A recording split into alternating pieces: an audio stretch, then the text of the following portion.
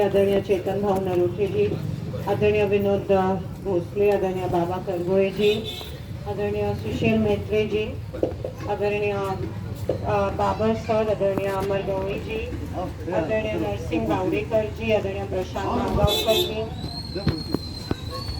आदरणीय आरिफ शेख जी, आदरणीय अमोल खोत जी, मुन्ना शिंगारे जी, बाबू बल्ले जी, श्रीनिवास जी, उपस्थित सिद्धराम तालमीचे सर्व सदस्य, सर्व पदाधिकारी, फॉरेस्ट चांदणी चौक या भागात राहणारे सर्व माझे बंधूंनो, सर्व मातांनो आणि उपस्थित भगिनींनो, आज या ठिकाणी आपण महत्त्वाच्या कार्यक्रमासाठी जमलो आहे.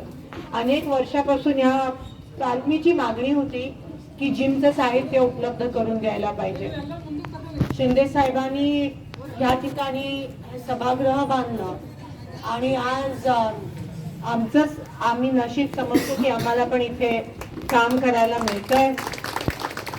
खरं तर अनेक ठिकाणी चेतन भाऊ म्हणाल्याप्रमाणे जेवढ्या वास्तू आहेत सोलापुरात शहरात, त्या खूप मी बघते की शिंदे साहेबांनी दिलेल्या वास्तू आहेत, पण त्या वास्तूला जपणं काही ठिकाणात काही प्रमाणात होत नाहीये.